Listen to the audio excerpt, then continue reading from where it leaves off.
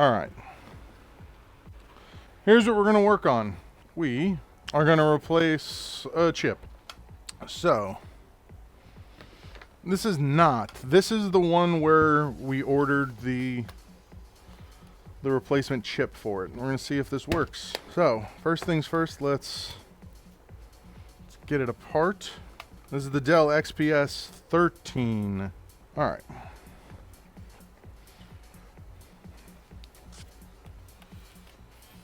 First things first, let's get this battery out of here. Let's go to position 3. You guys should be able to see okay. Yeah, there was something there. There was 100% something that was going to come out of my mouth, and now it's just... is gone. Okay. Okay, so with this, we determined that the problem with this computer ended up being, hopefully, the USB timing chip. Let's find out. We ordered a... like, the chip that we ordered is a Western Digital. Is it a Western Digital? I think it is a Western Digital. Texas Instruments.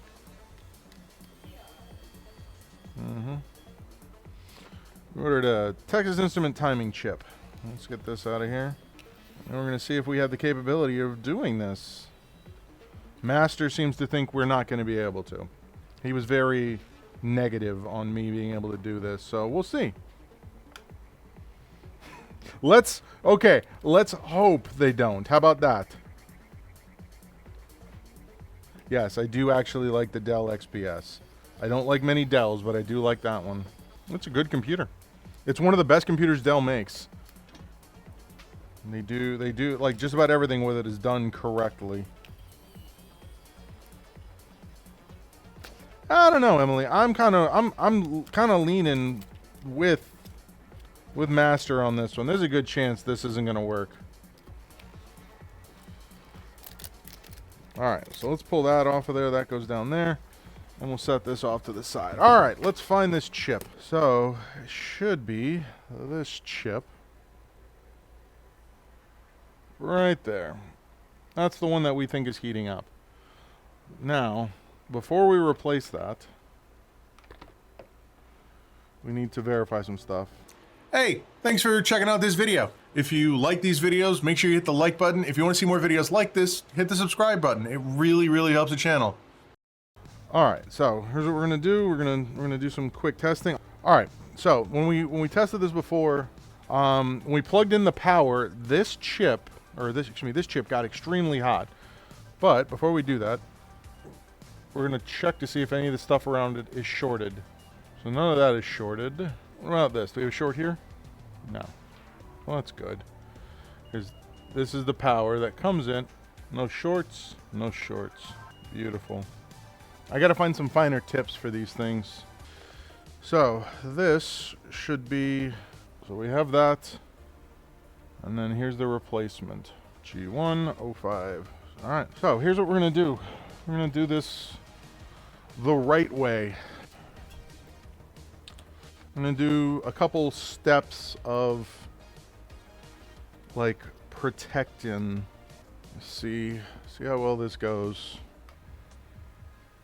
The only thing I genuinely am concerned with this is that last time when I was doing this, the adhesive from the tape ended up like on the board, and then I had a real pain getting it off.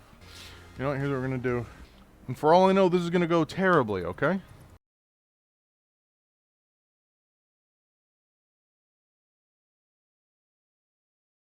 Alright, let's get this tapped down nicely. Just have to pay attention. There's a...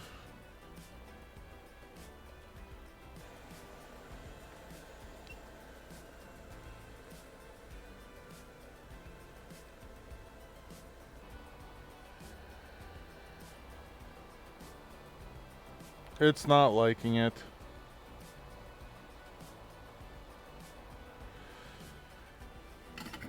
Now comes the really interesting part.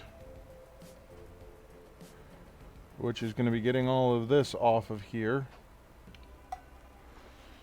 Alright.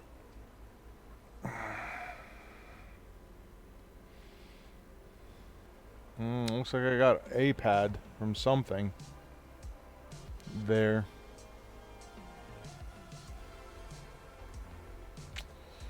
Well, that's unfortunate. So we lost a single pad. Alright, so what do we do about that pad? Try and put some solder on it and see if it sticks. Not sure what to do. It also looks like that one's an issue as well. I guess let's find out if it's ground. Very, very gently. This is where we pray that it's a ground. Not a ground. Alright. Well, this is going to be interesting. Let's see if this stuff is small enough. This is going to be rough.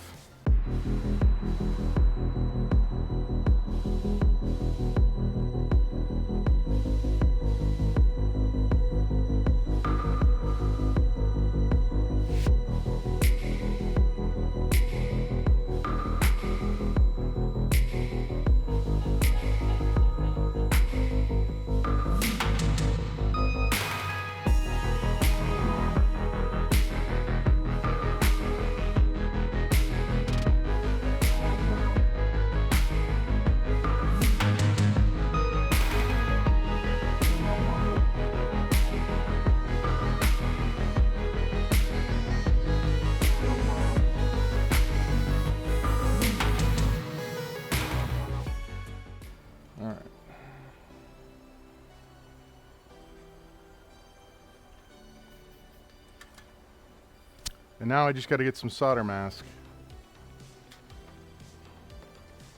Are you okay?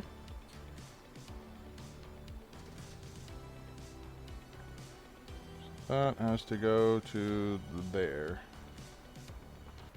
That's about to come off, so I need to just kind of go for it. Otherwise, this is going to be completely a lost cause.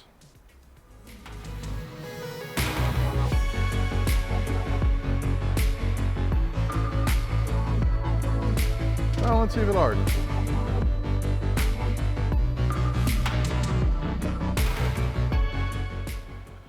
So, did this stuff actually dry? It didn't. Alright, so here's what we're going to do. We need to chop off the very tip of this. Ooh, I don't like that whole pad moves. That's not a good sign. Hopefully it's fine. Alright, well. Needs to come in here, make sure this stuff isn't up too high. Alright, well, here we go. This is it.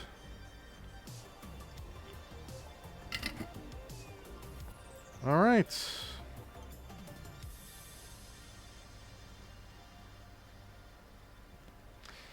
Here goes nothing.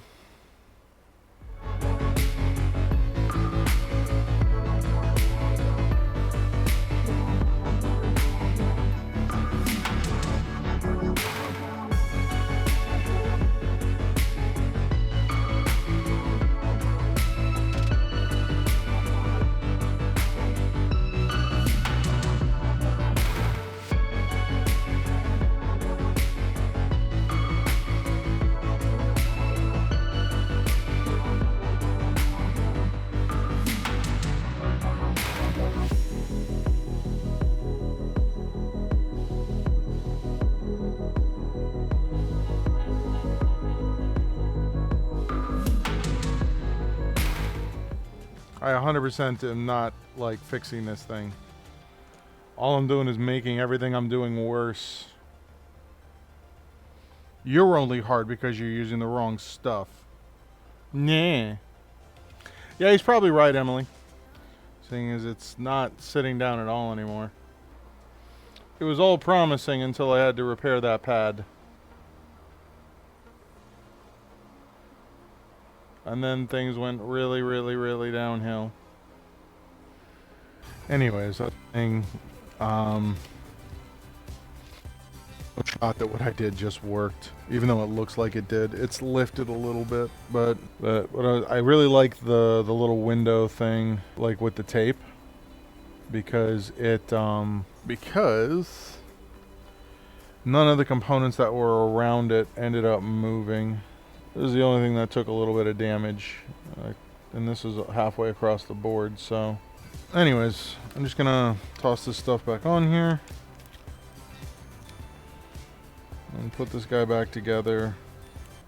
But if I ended up ordering another motherboard, at least I can get those little tiny whatever they are off of this and move them over to the other board.